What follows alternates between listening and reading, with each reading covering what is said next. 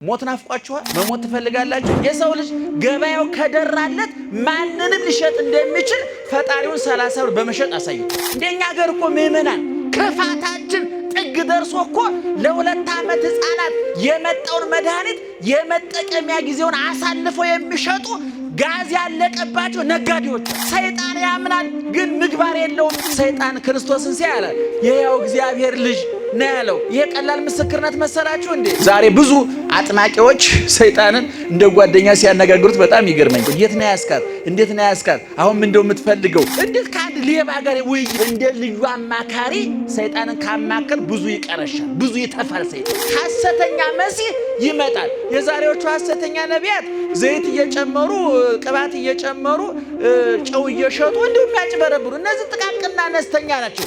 እንደው ሊጸለይለት የሚገባ ሲገባ እጸልይላችኋለሁ የሚል ሐሞቱ የፈሰሰ ወኔ የከደው ይሉኝታ ቢስ የሰብናን መለኪያ የኢትዮጵያዊነትን ወሰን ክብር ያለፈ የዘንቀጠ ስራ ነው የሚሰራው።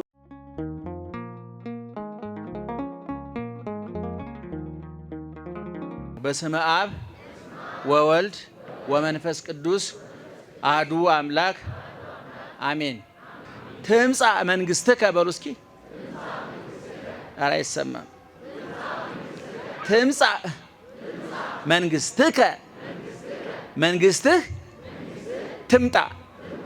ማን ትምጣ? የማን? መቼ? መቼ? ዛሬ? አሁን?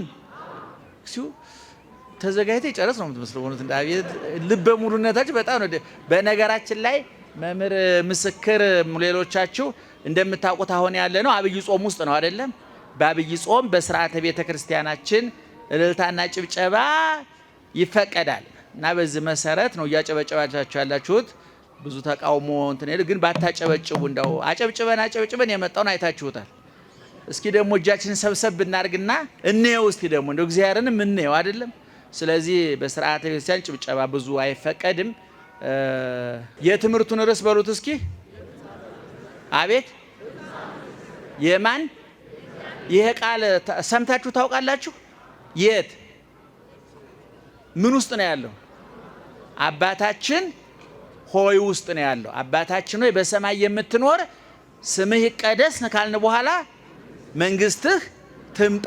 በኦርቶዶክሳዊት ተዋሕዶ ቤተክርስቲያናችን ስርዓትና መመሪያ መሰረት ታላቁ ሊቃችን ቅዱሳችን ክብራችን ዘውዳችን ቅዱስ ያሬድ የቤተክርስቲያኒቱ አገልግሎት መልክና ልክ እንዲኖረው፣ ደርዝ እንዲኖረው፣ ልክ እንዲኖረው፣ ከመስመር እንዳይወጣ ጊዜውን፣ ቦታውን፣ ሁኔታውን ያመጣጠነ እንዲሆን የአየር ንብረቱን ሳይቀር በእውነት በጣም የሚገርመው የቅዱስ ያሬድ ምስጋና የኢትዮጵያውያንን ጠባይ የአየር ጠባዩን ጭምር ለክረምቱ፣ ለበጋው፣ ለፋሲካው፣ ለትንሳኤው፣ ለስቅለቱ፣ ለጥምቀቱ 365 ቀን በሙሉ ለ365ቱ ቀን የሚመጥን ምስጋና አዘጋጅቷል። በእውነት ቅዱስ ያሬድ ለኢትዮጵያ ቤተክርስቲያን የሰጠ እግዚአብሔር ክብርና ምስጋና ይግባው እና ቅዱስ ያሬድ በሰራልን መሰረት የኋላም ሊቃውንት በሰሩ ስርዓት መሰረት ይሄ ሳምንት ከትናንትና እሁድ ጀምሮ እስከሚቀጥለው ቅዳሜ ከሰዓት ድረስ ደብረ ዘይት ይባላል። ማን ይባላል?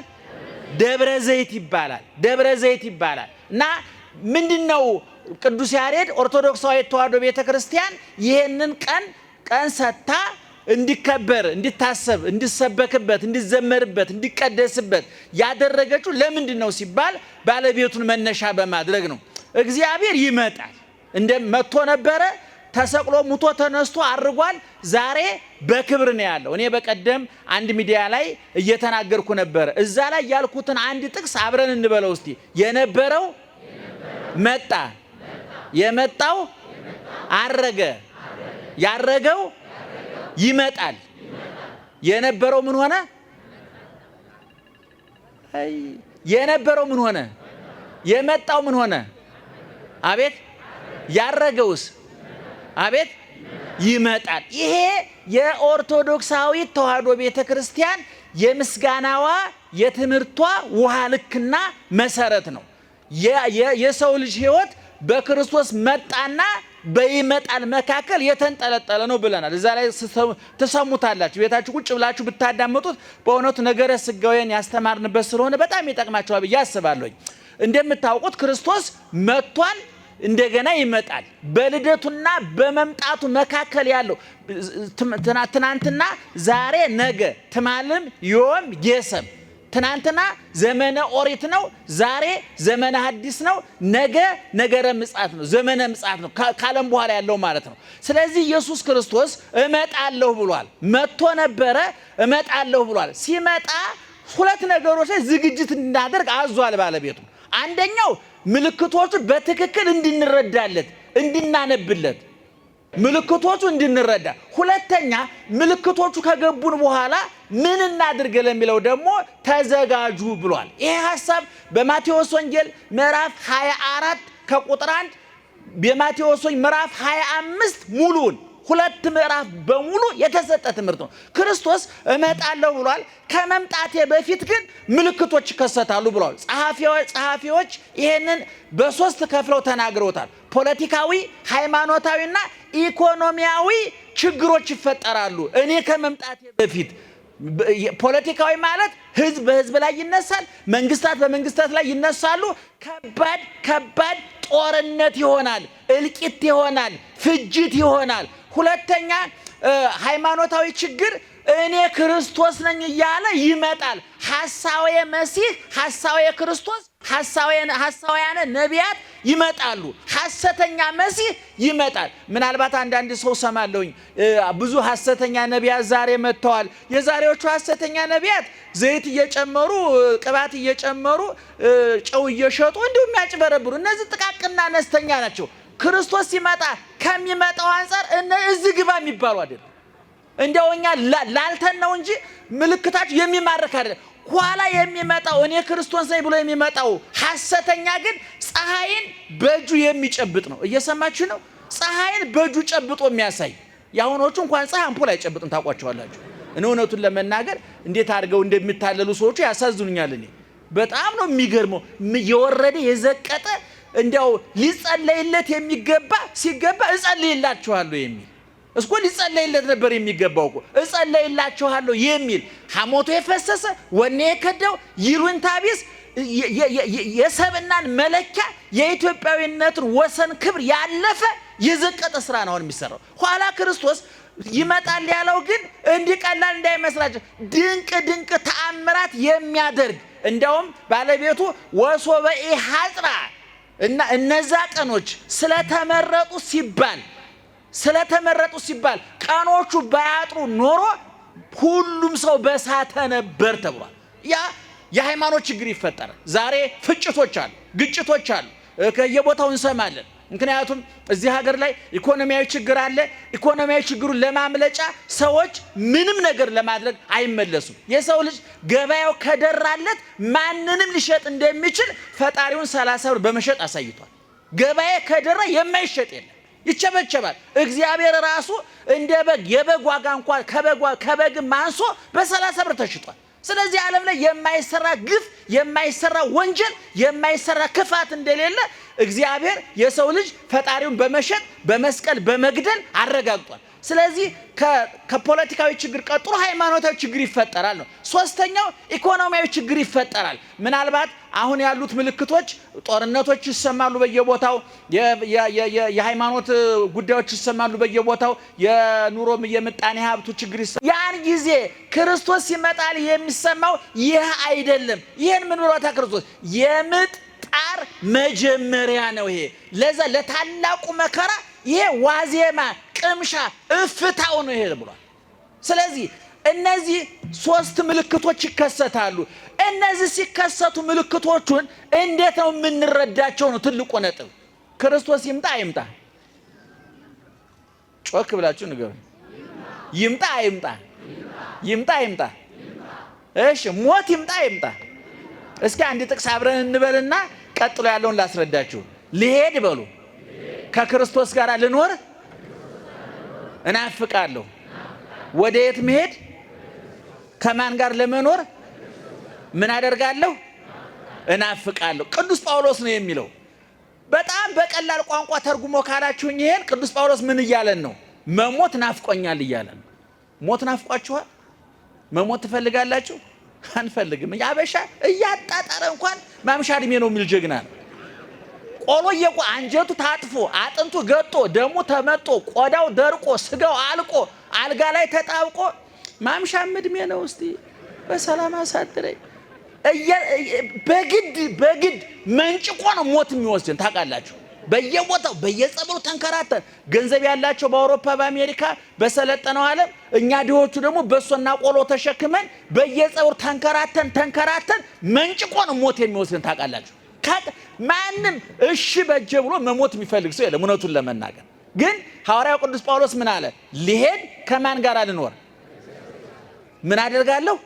ሞቴ ናፍቆኛል። እኛ እኮ ክርስትና ቢገባን እኮ ሰው እናቱ ሲሞትበት እኮ እንኳን ደስ ያለህ እናቱ ሞተችል ነበር መባል ያለበት እኮ። እንኳን ደስ ያለ አባት ሞተልህ፣ እንኳን ደስ ያለሽ ወንድምሽ ሞተልሽ። ሰው በደስታ ልጁን አሜሪካ ልኮ ወደ መንግስተ ሰማያት እያለቀሰ ከላከ አሜሪካ ገብተው መንግስተ ሰማያት አልገባችሁ ማለት እኮ ነው አይደል? ሰው አሜሪካ ሲሄድ ቦሌ በእንባ እየተሸኘ በደስታ ስጦታ ተሰጥቶ አበባ ተሰጥቶ ቦሌ ላይ የሚፈሰው እንባ እኮ ከሄደ በኋላ ይረሳኝ ይሆን ነው እንጂ ፍቅር እኮ አይደለም። እውነቱን ለመናገር ይሄ ሰውዬ እንባዬ ትዝ እያለው እንደው ዶላር ይልክ ይሆን እንጂ በሰላም ግባ ብለን ሸኝተን የምን መነፋረቅ ነው? ይረሳኛል ወይ እኮ ነው አይደል? ሰው በደስታ አሜሪካ ወንድሙን የላከ ሰው እንዴት ወደ ክርስቶስ በተስፋ መቁረጥ ይሸኛል? ታላቁ ሊቅ ዮሐንስ አፈወርቅ ወበንቲ አክሙ አፍር አለ። አሳፈራችሁኝ አለ ክርስቲያኖች ዮሐንስ አፈወርቅ ሲናገር። ምክንያቱም ለቅሶ ሲሆን ታውቃላችሁ ኢትዮጵያውያንም በትም የተለመደ ሰው ሲሞት ለቅሶ ላይ የተለያየ ሃይማኖት ሰዎች ይመጣሉ እና ዮሐንስ አፈወርቅ እኛ ትንሣኤ ሙታን አለ ብለን አስተምረናችሁ ክርስቶስ ሞቶ እንደተነሳው እናንተም ትነሳላችሁ ብለን እያስተማርናችሁ መንግስት ትምጣ እያልን እየጸለይን ሀገራችን በሰማይ ነው ብለን እየጸለይን አባታችን ሆይ በሰማይ የምትኖር ብለን እየጸለይን ተስፋ እየጠበቅን ዘመን ሲሞትብን ግን ፊት እንነጫለን፣ ጸጉር እንላጫለን፣ ያዙ ይልቀቁኝ፣ አብራችሁ ቅበሩኝ እንላለን እና ከኛ ሃይማኖት ውጭ ያሉ ሰዎች በእውነት እነዚህ ሰዎች ኋላ እንነሳለን ብለው ያምናሉ እንዴ? አያያዛቸው አይመስልም። ዮሐንስ አፈወርቅ አፈርኳል በእናንተ ተግባር። ስለዚህ የማን መንግስት ይምጣል? የእግዚአብሔር መንግስት። በየት በኩል ነው የሚመጣው? በሞት በኩል ነው የሚመጣው። ምልክቶቹ ቅድም እንደነገርኳችሁ ጦርነቱ፣ ረሃቡ፣ መከራው ሲደራረብ ይሄ የምን ምልክት ነው? የማን መምጣት ምልክት ነው? የክርስቶስ መምጣት ምልክት ነው። ስለዚህ እናንተ ከመሸበር፣ ከመደንገጥ፣ ከመበርገግ፣ ከመታወቅ፣ ተስፋ ከመቁረጥ ይልቅ ምልክቶቹን እያያችሁ ተዘጋጅታችሁ ጠብቁኛለና ምዕራፍ 24 ከ36 በኋላ ምዕራፍ 25 ሙሉውን ክርስቶስ ሂደቱን ተናገረ። አንደኛ ምልክቶቹን ተናገረ። ሁለተኛ ምልክቶቹን የሚያዩ ክርስቲያኖች ምን ማድረግ አለባቸው የሚለውን ተናገረ። እንግዲህ እናንተ ያቀድም የተናገራቸው ሃይማኖታዊ፣ ፖለቲካዊ፣ ኢኮኖሚያዊ ችግሮች ሲፈጠሩ ክርስቲያኖች ምንድነው መሆን ያለባቸው? ድለዋኒክሙ ንበሩ ተዘጋጅታችሁ ጠብቋልና ማቴዎስ 25 ከቁጥር 1 እስከ 14 ላይ ክርስቶስ ተናገረ። ትመስል መንግስተ ሰማያት አስሮነ ደናግለ እለነሳ ማሃተው ይሆን ወወፃ ውስተ ቀበላ መራዊ። በደንብ ስሙን። መንግስተ ሰማያት 10 መብራታቸውን ይዘው ሙሽራቸውን ሊቀበሉ ይወጡ 10 ደናግልን ትመስላለች አለ መጽሐፍ ቅዱሱ። ቆነጃጅት ብሏቸዋል። የግዙ ቆንጆ ማለት በመጽሐፍ ቅዱስ ቋንቋ አይኗ፣ ጥርሷ፣ አፍንጫዋ ማለት አይደል፣ ከመልክ ጋር አይገናኝ።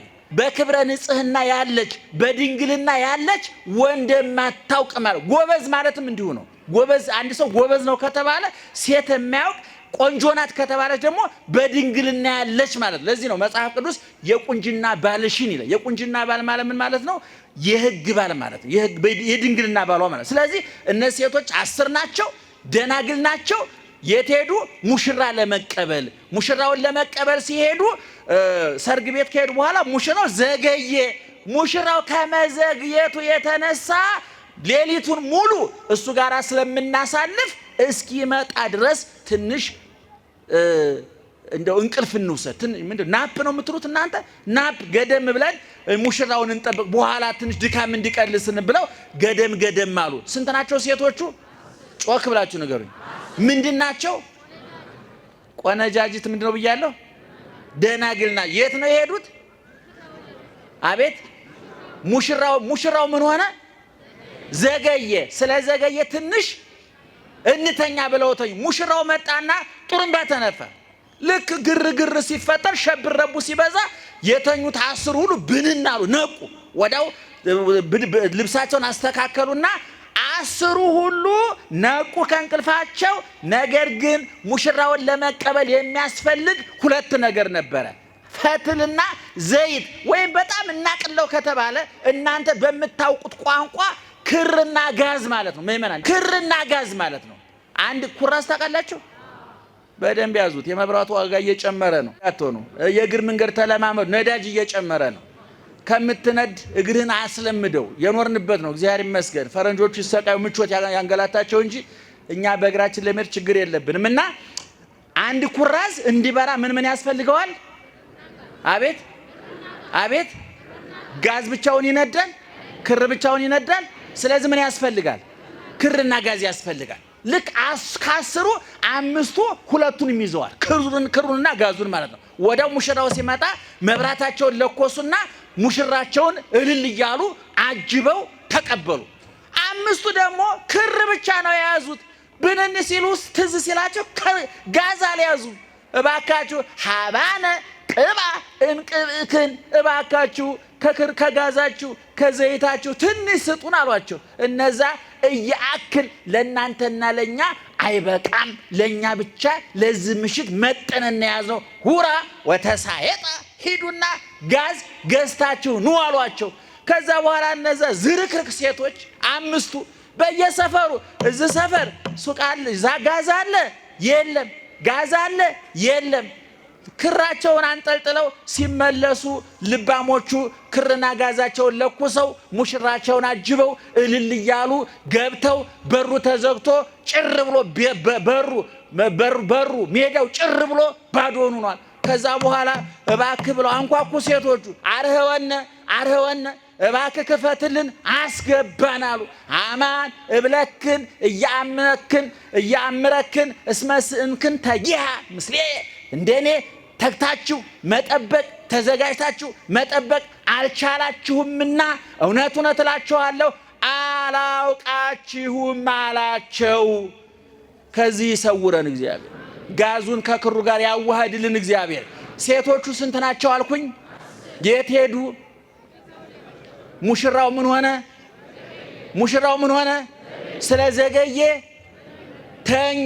ሙሽራው ሲመጣ አቤት ስንቱ 10። ከዛ በኋላ ልዩነቱ የተጀመረው የት ላይ ነው? ከዚህ በኋላ ነው። ሙሽራውን ለመቀበል በመውጣት ይለያያሉ። አቤት ሙሽራው የዘገየው ለ10ም እኩል ነው አይደለም? የተኙት እኩል ነው አይደለም? የነቁት እኩል ነው አይደለም? እኩል ነው። ልዩነቱ የቱ ጋር ተጀመረ? መብራት ሲያበሩ እነዛ ጋዝ የላቸውም፣ እነዚህ ክር አላቸው። ይሄ ታላቁ ሊቅ ዮሐንስ አፈወርቅ በግብረ ሕማማት ላይ በጻፈው በለተረው በሚነበበው ላይ በእንተ 10 ደናግል ስለ 10 ደናግል ብሎ በተረጎመው ላይ እነዚህ ሴቶች 10ም ደናግል ነበሩ። ንጽህናቸውን ጠብቀው ድንግልናቸውን ጠብቀው ከወንድ ርቀው በንጽህና የኖሩ ነበሩ። ነገር ግን ድንግልና ብቻውን አያድንም። ወፍ በአንድ ክንፉ መብረር እንደማይቻለው ሁሉ በመንፈሳዊ ሕይወትም በአንድ ነገር መብረር አይቻልም፣ መምጠቅ አይቻልም፣ መጽደቅ አይቻልም አለ። እነዚህ ሙሽራውን ለመቀበል ወጡ። ሙሽራ የተባለው ክርስቶስ ነው። መራዊሃ ለቤተ ክርስቲያን የቤተክርስቲያን ሙሽራዋ መስቀል ላይ የተሞሸረ፣ በችንካር በጅራፍ የተሞሸረ፣ በሐሞት በቆምጣጤ የተሞሸረ፣ በጥፊ የተሞሸረ፣ በሕይወት በሞት የተሞሸረ ለኛ ሲል መስቀል ላይ የተሞሸረው የተዋህዶ ሙሽራ፣ የድንግል ማርያም ሙሽራ፣ የኔና የናንተ ሙሽራ፣ የዓለም ሙሽራ ውበቱ የኛ ቁስል ረሃቡ የኛ ጥጋቡ የኛ ረሃብ ጥጋቡ እሱ ሲጠግቦ ተርቦ ያጠገበን ተጠምቶ ያረካን ተራቅቶ ያለበሰን መራራ ጠጥቶ ጣፋጭ ያጠጣን በጨለማ ቤት ታስሮ ከጨለማ የፈታን በሞት ላይ ሕይወት ያነገሰ በመቃብር ላይ ትንሣኤን ያወጀ የጥሉን ግድግዳ የናደ የለያየን መጋረጃ የቀደደ እንባችን ያበሰ ቁስላችን የፈወሰ ጥያቄያችን የመለሰ ወደ ወጣንበት የመለሰን ሙሽራችን ማን ነው? ክርስቶስ ነው። ይሄ ሙሽራ ይመጣል ብለናል አይደለም? መላእክት ለሐዋርያት ነግረዋቸዋል። በሐዋርያት ሥራ ምዕራፍ 1 ቁጥር 8 ላይ ስትመለከቱ ክርስቶስ ሲያርግ ሐዋርያት እንዲህ አንጋጠው ክርስቶስ ደመናውን ሲያዩ መላእክት መጥተው ምን አሏቸው? እናንተ የገሊላ ሰዎች ምን ታያላችሁ? እንዲህ ሲያርግ እንዳያችሁት መልሶ ይመጣል አለ። ይመጣል የኛ ጌታ ከጨለማው ይገላግለናል፣ ከግፉ ይገላግለናል፣ ከንባው ይገላግለናል፣ ከረሃቡ ከጥሙ ከበደሉ ከመገፋፋቱ ትርፍና ኪሳራው ረሃብና ጥጋቡ ሐዘንና ደስታው ውርቀቱና ትንሳኤው ሹመትና ሽረቱ በተምታታበት ዓለም ውስጥ ከዚህ ነፃ ያወጣናል። ጊዜ ክብርና ምስጋና ይግባው። ስለዚህ እነዚህ 10 ሙሽሮች 5ቱ ክርም ጋዝም አላቸው። ክር የተባለው ሃይማኖት ነው። ጋዝ የተባለው ምግባር ነው። ስጋውን ደሙን መቀበል ሃይማኖት ነው። ለድሃ ማብላት ክር ነው። ብዙ እዚህ ውስጥ ያላችሁ ባሎች ቤተ ክርስቲያን መታችሁ ትሰግዳላችሁ፣ ትጸለያላችሁ። ይሄ ክር ነው። እቤት ሚስትህን ካቃጠልካት ግን ጋዝ የለህም ማለት ነው። ምን ያስቃል? አንተ ወነን ሰርታል ማለት ነው። እዛ ጋር አንድ ሰው ስቆ ወንድ ነው የሳቀው። ጋዝ ችግር አለ ማለት ነው። አንቺ እህቴ ባልሽን እያንገበገብሽ እዚህ መተሽ ተሳላሚ ነይ ብትይ እኛ ተላታሚ ነው የምንልሽ። ተላተምሽ ነው የሚባለው። ጋዝ የለም፣ የጋዝ እጥረት አለ ማለት። ሰፈር ሰራተኞች የምትበድሉ ሸማችን የሚበድል ነጋዴ እንደኛ ሀገር እኮ ምእመናን ክፋታችን ጥግ ደርሶ እኮ ለ2 ዓመት ህፃናት የመጣውን መድኃኒት የመጠቀሚያ ጊዜውን አሳልፈው የሚሸጡ ጋዝ ያለቀባቸው ነጋዴዎች አሉ። በየቢሮ ባለ ጉዳይ የሚያንገላቱ ጋዝ የሌላቸው ሹመኞች አሉ። ሁሉ ቦታ ጋዝ። ሁለቱ አንድ ላይ መገናኘት አለ። ያዕቆብ ሲነግረን ምን አለ? ሃይማኖት እንተ አልባቲ ምግባረ ሰናይ ምውት ይእቲ። ምግባር የተለየው ሃይማኖት ምንድነው አለ? የሞተ ነው። ጋዝ የተለየው ክር ይበራል ወይ ነው የምላችሁ? ይበራል? አይበራም። ሰው ያለ ሃይማኖት አይድንም። እንደውም ዮሐንስ ማን ነው ያዕቆብ ምን ይላል? ወዳጄ አንተ በእግዚአብሔር ታምናለህ ወይ አለ። አዎ አጋንንትኒ ከማው ያምኑ ቦቱ ወይ ደነግጹ። ሰይጣንም ያምናል እንዳንተ። በዚህ አይደለም ሰይጣን ያምናል ግን ምግባር የለውምና ክርስቶስ ሲመጣ በማርቆስ ወንጌል ምዕራፍ 5 ታያላችሁ። ሰይጣን ክርስቶስን ሲያለ የሕያው እግዚአብሔር ልጅ ነው ያለው። ይሄ ቀላል ምስክርነት መሰላችሁ እንዴ? የነ ጴጥሮስ የነ ቅዱስ ጳውሎስ የሐዋርያት ምስክርነት እኮ ነው ይሄ። ሰይጣን ግን ይሄን ሲል ምን አለው? ናውጣ ነው ያለው። ዛሬ ብዙ አጥማቂዎች ሰይጣንን እንደ ጓደኛ ሲያነጋግሩት በጣም ይገርመኛል። እንደ ጓደኛ ያነጋግሩት። የት ነው ያስካት? እንዴት ነው ያስካት? አሁን ምን እንደው የምትፈልገው? እንዴት ከአንድ ሌባ ጋር ውይይት ፖሊስ ሌባ ካገኘና ፖሊስ ከሌባው ጋር ውይይት ከጀመረ ገንዘብ አምጣና ፈታለው እያለው ነው ማለት ነው። እውነቴን ነው ማለት አጥማቂ። እኛ ደግመን ተናግረናል። እናንተ እኛን አሰሙንም እንጂ የሚያጠምቁ ሰዎች ሰይጣንን ሊያስለፈልፉት አይገባም። ናውጣ ነው። ሌባ ነህ እንዴ? ሌባ፣ አጭበርባሪ፣ አታላይ ሰው ቤት ነው የገባው። ይሄ ቤት የክርስቶስ ነው። እዚህ ቤት ሰይጣን ከገባ ሰው ቤት የገባ ሌባ ማለት ናውጣ ነው የሚባለው። አታስለፍልፉት።